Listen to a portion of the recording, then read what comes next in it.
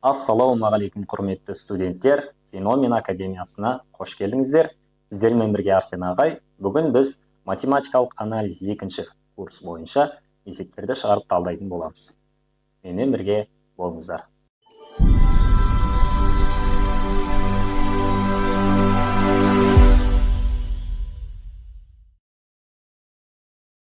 Математикалық анализ екінші курсында ең алғашқы өтетін тақырып ол анықталмаған интегралдар. Жалпы интеграл дегеніміз бұл туындыға кері шама. Яғни біз кез келген бір y тең болады x квадрат функциясының туындысын тауып білеміз. Яғни x бойынша туындысы бұл жалпы формуласы дәл осылай табылады. Яғни біз x-тің n дәрежесінен туынды алсақ, ол n көбейтілген x-тің n-1 дәрежесі. Яғни x квадрат функциясының туындысы бізде ол 2x-ге тең. Жалпы қандай да бір функцияның туындалмастан бұрынғы түрін табу процесін бізде интегралдау деп атайды. Мысалға біз y тең болады x квадрат деген функцияның енді біз интегралын тауып көрейік. Оның жалпы формасы бізде туындыға кері шама болғандықтан, егер x-тің n дәрежесінің интегралын табатын болсақ, ол бізде x-тің n+1 дәрежесі бөлінген дәл сол n+1-ге тең. Сонда x квадраттың интегралы бізде тең болады. Интеграл x квадрат dx тең болады. x-тің 2 қосылған 1 дәрежесі бөлінген 2+1 болады. Бұл менде x куб бөлінген 3-ке тең. Және анықталмаған интегралда айта кететін жайт ол қасында бос мүше c деген жүреді. C деген ол кез келген сан болады. Біз білеміз, c деген қандай да бір сан болса, ол -1 болуы мүмкін, 0 болуы мүмкін, 4 болуы мүмкін. Яғни бұл тұрақты болғандықтан, оның туындысы әрдайым 0-ге тең. Сонда x куб бөлінген 3 деген функцияның біз туындысын алатын болсақ, ол бізде жалпы формула бойынша x квадрат плюс 0 деген шығады. Сонда c-ның туындысы бізде 0 болып кетеді. Әр жағында x куб бөлінген 3-тің туындысы x квадратқа тең. Яғни мынау бос мүшенің мағынасы, анықталмаған интегралда плюс c дегеннің мағынасы осы. Интегралдаудың көптеген әдістері бар. Солардың ең алғашқысын біз қарайық. Мысалға, қандай да бір бізде dx бөлінген x плюс 3 деген функция берілсін. Осы интегралды есептеу үшін біз ең алдымен дифференциал ұғымын білуіміз қажет. Дифференциал деген зат не болуымыз? Енді сол туралы бір талқылап жіберсек. Мысалға, дифференциал дегеніміз x квадрат деген функцияны ала берейік, қалыпты түрде. Оның дифференциалын табу дегеніміз бізде x квадрат деген функцияның туындысын алу және dx-ке көбейту деген мағынаны береді. Сонда x квадратта біз туынды алсақ, ол 2x-ке тең, көбейтілген dx. Мысалға, тағы бір функция алсақ, x-тің мысалға 4 дәрежесі болсын. Оның дифференциалын тапсақ, біз x-тің 4 дәрежесінен туынды аламыз бірінші, және көбейтеміз dx-қа деген мағынаны береді. Сонда x-тің 4 дәрежесінен туынды алсақ, ол бізде 4x куб болады, және көбейтілген dx. Яғни, алдындағы 4x куб дегеніміз бұл берілген функцияның туындысы және көбейту dx деген мағынаны береді. Енді әрі қарай айтатын болсақ, егер біз дифференциал ұғымын түсініп алған болсақ, интегралдау бізде жалпы оңайға түседі. Ең алдымен интегралды есептеместен бұрын сіздерге кестені жаттап алу керек. Яғни интегралдық кесте оның алдыңғыдай туындының өзінің кестесі болса, дәл сол сияқты интегралдық кесте де бар. Енді қаралық, мына жерде бізде басқа бір dx бөлінген x функциясы берілсін. Осының интегралын тапсақ, біз мынау бізде ln x-қа тең. Яғни кестедегі мәні ln x-қа тең. Міне, біз осы кестелік мәнді пайдаланамыз. Бұл қатып қалған мән. Оны ауадан тауып деп ойламаңдар. Осыған сүйене отырып қазір шығарамыз. Тең болады, жазайық. dx бөлінген x плюс 3 деген есепті шығару керекпіз біз. Ол үшін интеграл жазамыз. Қарайық, мына жерде x пен астындағысы. Мынау x-тің, яғни түрлері бірдей. Яғни x пен x сәйкес келіп тұр. Сондықтан менде ln x-ке тең болып кетті.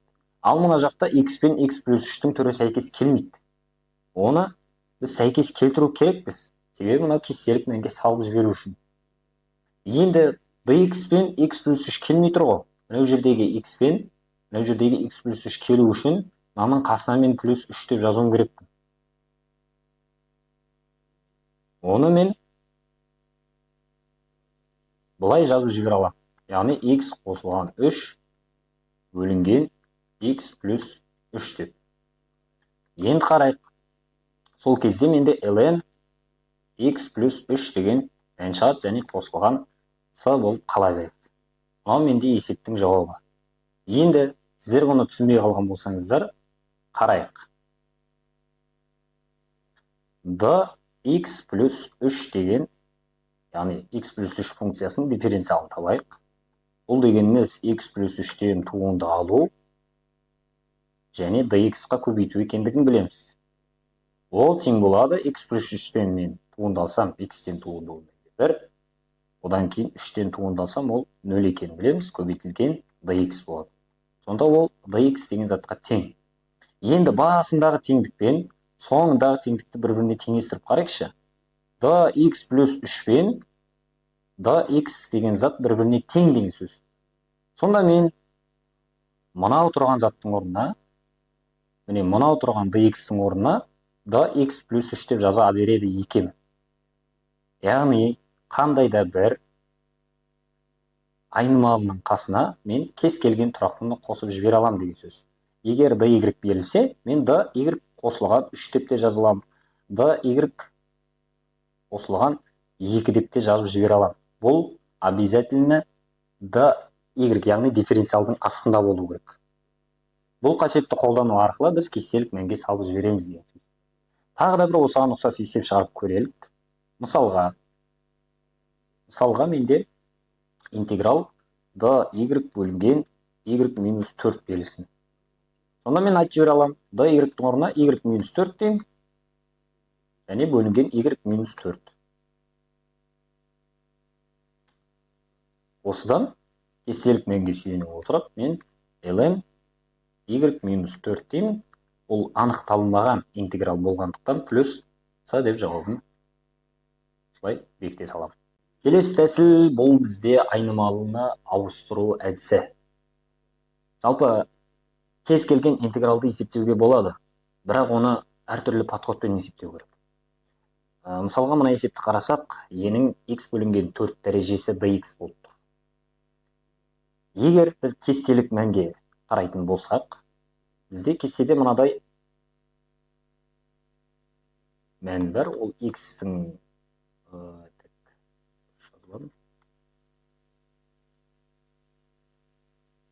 кестелік мәнде бізде мынадай зат бар. Енің x дәрежесі dx-тің интегралы, менде енің x дәрежесі плюс c-ға тең.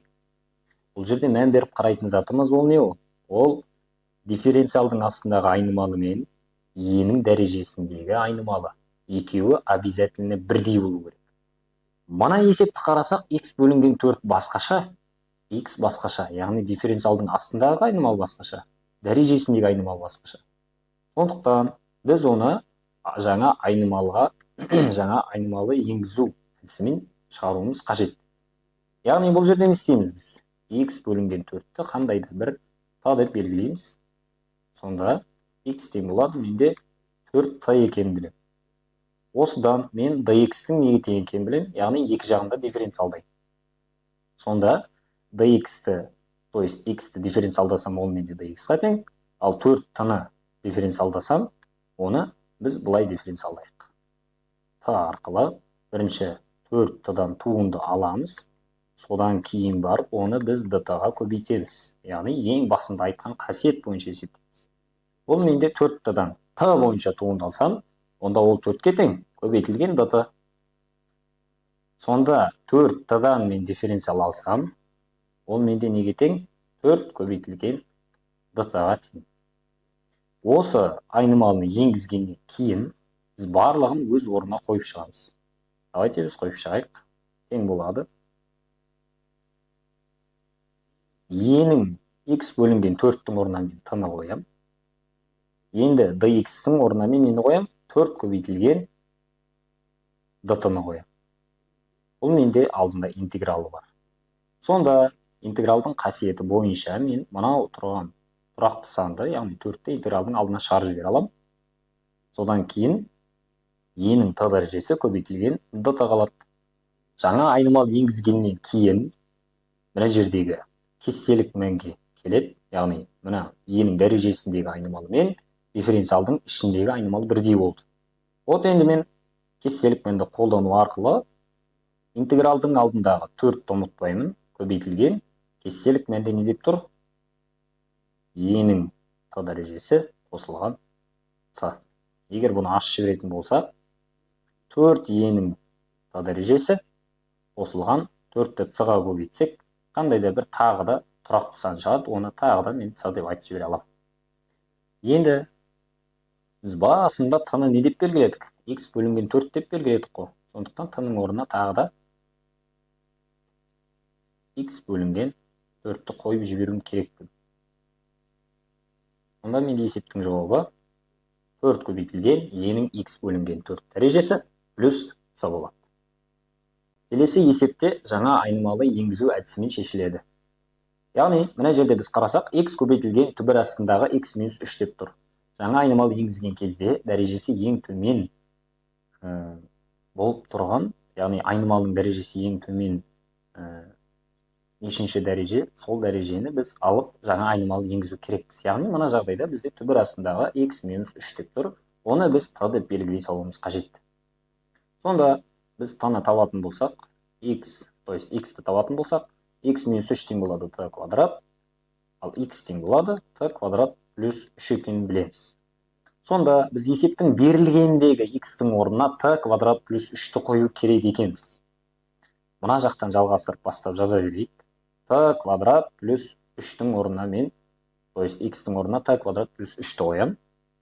Одан кейін мына жақтағы ең бірінші енгізген айнымалым, яғни жаңа айнымалым, ол түбір асты x минус 3-тің орнына t-ны қоям. Яғни жақшаның сыртына менде t болады. Одан кейін dx-тің орнына не қоям? Вот соны табуым керек мына жерде соңғы жолда. Ол dx тең болады дифференциал t квадрат плюс 3 деп жазамын. Дифференциалдың қасиеті бойынша мен t квадрат плюс 3-тен туындаламын. Сосын оны dt-ға көбейтемін. Себебі мен t бойынша туындалып жатыр. Сонда t квадрат плюс 3-тен мен t бойынша туындалсам, 2t көбейтілген dt болады. Ең басындағы dx-тің орнына мен сонда мынау тұрған соңғы теңдікті қоямын деген сөз. Енді қойсақ, 2t көбейтілген dt. Ары қарай шығара беретін болсақ есепті, мына жердегі 2 деген санды біз интегралдың алдына шығарып жібереміз. Сонда 2 көбейтілген интеграл t квадрат плюс 3 жақшаның ішінде, одан кейін t квадрат көбейтілген dt қалады. Жақшаны ашып жіберетін болсақ, 2 көбейтілген интеграл t-ның 4 дәрежесі қосылған 3t квадрат болады. Одан кейін жақшаның сыртында бөлек dt бар. Енді интегралдың сызықтық қасиеті бар. Сол арқылы мен 2 көбейтілген интеграл t-ның 4 дәрежесі көбейтілген dt және қосылған 3 көбейтілген t квадрат көбейтілген dt деп бөліп ала алам. Яғни бұл сызықтық қасиет интегралдың. Содан кейін енді қараймыз. Жақшаның сыртында барлығының, то есть барлық жақшаның сыртында 2 бар. Одан кейін ішінде t-ның 4 дәрежесі dt. Бұл менде кестелік мән бойынша табылады. Яғни мына интегралды есептейтін болсақ, менде t-ның 5 дәрежесі бөлінген 5 болады. Және қосылған мына жерде t-ның 3 дәрежесі және плюс c болады. Осыдан кейін мен жақшаны ашып жіберемін. Тең болады. 2 t-ның 5 дәрежесі бөлінген 5. қосылған 2 т-ның 3 дәрежесі қосыл ц деп айтып жібере аламын. Бұл менде жаңа айнымалы енгізгеннен кейінгі жауап. Ал маған соңғы жауап неге байланысты болу керек? Яғни соңғы жауап менде т-ға тәуелді болу керек. Бұл менде жаңа айнымалы енгізгеннен кейінгі жауап. Яғни бұл т-ға тәуелді. Есептің берілгені x-пен берілгендіктен мен есептің жауабында x-ке тәуелді қылуым керек. Ең басында мен т деп нені белгіледім? Түбір астындағы x минус 3 деп белгіледім. Сондықтан есептің жауабындағы т-лардың орнына просто түбір астында x минус 3-ті қойып тастаймын. Сонда 2-ның 2 көбейтілген түбір астындағы x минус 3-тің 5 дәрежесі бөлінген 5 қосылған 2 көбейтілген түбір астындағы x минус 3-тің 3 дәрежесі қосылған ц. Бұл менде есептің жауабы. Келесі интегралды шешу әдісі бұл бөліктеп интегралдау әдісі. Бөліктеп интегралдау әдісі жалпы күрделі болып саналады, сондықтан мұқият қарап, мұқият тыңдап алғандарыңыз дұрыс. Есептің берілгенде қандай да бір u деген функцияны dv деген функцияға көбейтілген болып беріледі. Яғни мынау менде u болса, мынау e-ның 3x дәрежесі көбейтілген dx солай менде dv болып кетеді деген сөз. Енді біздің мақсатымыз мынау жердегі u тең болады қандай екендігін, du тең болады қандай екендігін, және v тең қандай екендігін, және dv тең қандай екендігін табу керекпіз. Яғни осы 4 енгізілген айнымалыны тапсақ, біз басындағы берілген үлкен формулаға просто тап қоя саламыз. Енді жалпы шартына қарайтын болсақ есептің, біз u деп 2x плюс 1-ді алып тұрмыз, сондықтан мына жерге мен 2x плюс 1-ді жазамын. Одан кейін астына менде не жазу керек? du-ды табу керек. Яғни 2x плюс 1-ден дифференциал табуым керек деген сөз. Оның дифференциалы менде неге тең? 2 dx-ке тең. Міне. Сонда мен du тең болады не деп жазам? 2 көбейтілген dx деп жазам. Енді бұл сіздерге түсінікті деп ойлаймын, уже мен дифференциалдың жалпы мағынасын түсіндіріп жібердім. Содан кейін, сондықтан мен сіздерге айтайын, 2 көбейтілген dx-ке тең деп бірден жазып кетейін. Енді қарайық. e-ның 3x дәрежесі көбейтілген dx-ті мен dv деп алдым, есептің берілгенде u деп 2x плюс 1-ді алсам, ал dv деп e-ның 3x дәрежесі көбейтілген dx-ті алдым. Енді маған нені табу керек? Енді маған v-ны табу керек. V-ны табу үшін мен просто мінеурі тұрған жерге интеграл қойып жіберем. Яғни e-ның 3x дәрежесі dx функциясының интегралын тапсам, онда менде v шығады деген сөз. Оның интегралын бөлек тауып көрейік. Жоғарыда айтылғандай, e-ның 3x дәрежесі мен d-ның астындағы x бір-біріне сәйкес келмегендіктен мен мына айнымалы мен мына айнымалыны бір-біріне келтіруім керек. Оның келтіру үшін мен былай жасаймын. Дифференциалдың астындағы,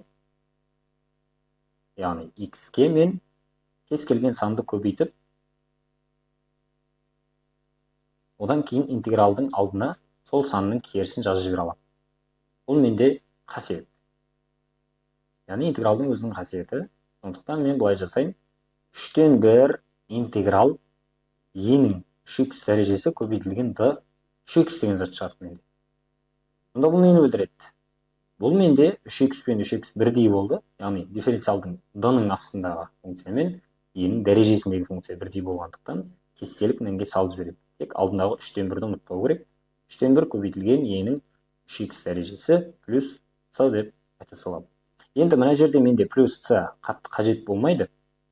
Себебі мен dv, яғни бөліктеп интегралдың формуласын салғалы жатырмын. Сонда қарайық. Мына өрі тұрған зат менде неге тең деген сөз? v-ға тең. Яғни мына жерден мен интеграл алғандықтан, мына өрі жерден интеграл алсам, ол менде автоматически жоғары жаққа 3-тен 1 көбейтілген e-ның 3x дәрежесі болып жазылып кетеді деген сөз. Енді мен барлығын есептеп болдым. осы төрт мәнді тауып алдым, который маған керек болатын осы формулаға салып жіберу үшін. U бар, U бар, V бар, DV бар. Енді менің басты мақсатым ол берілген формулаға салып жіберу. Енді біз мына жерде өшіріп өзімізге ыңғайлы жасап алайық.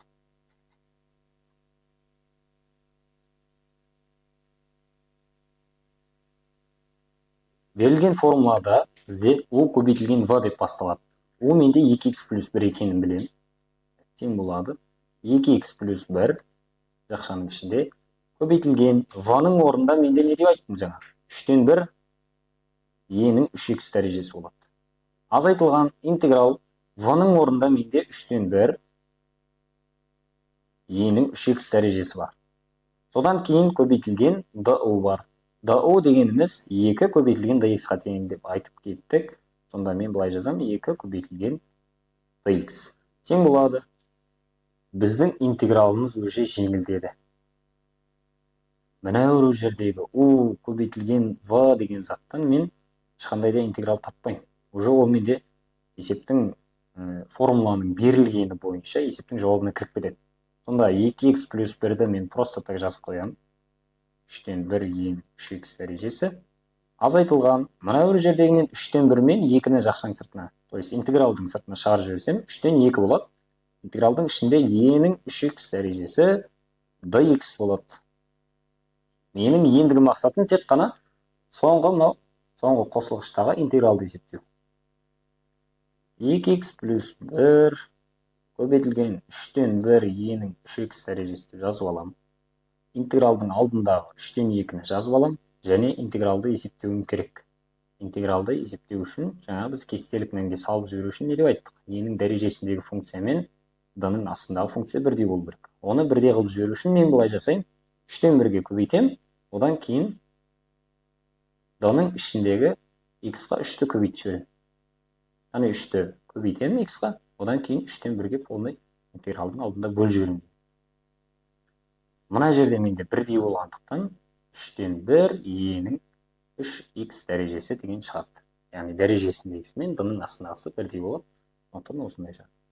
Енді мынау тұрған интегралдың жауабы менде мынау болғандықтан міне 3-тен 1 e-нің 3x дәрежесі болады. Сонда полный жауабы менде қазір жазайық. Мынау e-нің 3x дәрежесіне 3-тен 1-ді полный жақшаның сыртына шығарып жіберсек, e-нің 3x дәрежесі жақшаның ішінде менде 2x плюс 1 минус 3-тен 2 қалады. Ол менде 1-ден жазайын. 1-ден 3-тен 2-ні азайтсақ 3-тен 1 болып кетеді. Сондықтан оны біз плюс 3-тен 1 деп жауабын жаза саламыз.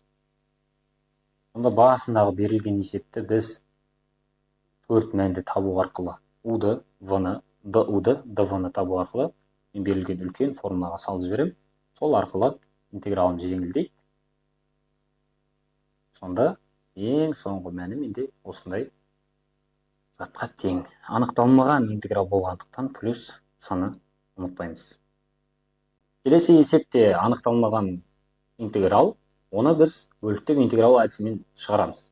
Мына бір жерде қараңыздаршы, енді ln x көбейтілген dx деп қана берілген. Сіздер бұны көріп бөліктеп интегралдауға келмейді ғой деп шошып кетпеңіздер. Жалпы формуланы бір еске алып, былайынан жазып қояйықшы. Бізде формула u-dv тең болады uv минус интеграл v-du. Енді бұл жерде біз u-ды табу керекпіз, du-ды табу керекпіз, және v-ны табу керекпіз, одан кейін dv-ны табу керекпіз. Егер осы 4 мәнді тапсақ, біз берілген формуланың орнына қойып жіберетіндігін білеміз. Кеттік. U деп біз қайсысын аламыз? U деп біз бұл жағдайда ln x дегенді аламыз. Бұл менде u ln x.